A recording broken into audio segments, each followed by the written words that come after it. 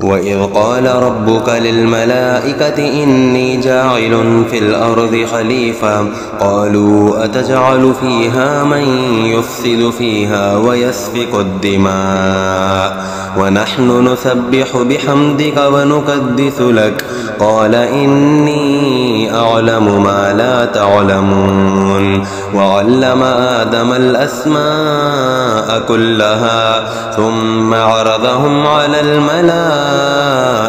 فقال أنبئوني بأسماء هؤلاء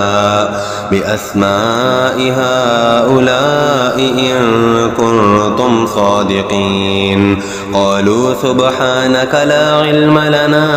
إلا ما علمتنا إنك أنت العليم الحكيم قال يا آدم أنبئهم بأسمائهم فلما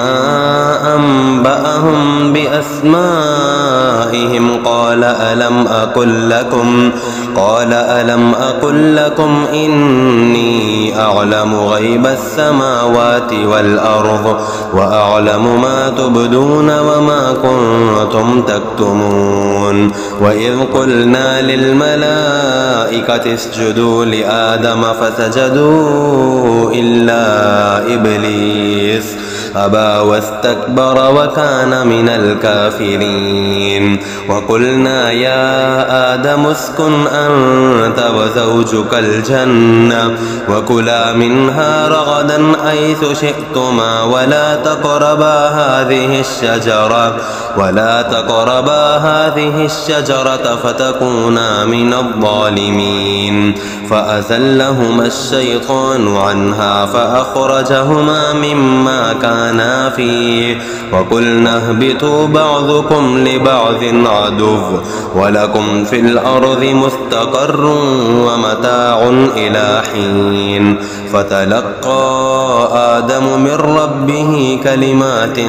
فتاب عليه إنه هو التواب الرحيم قلنا اهبطوا منها جميعا فإما يأتينكم مني هدى فمن تبع هداي فلا خوف عليهم ولا هم يحزنون والذين كفروا وكذبوا بآياتنا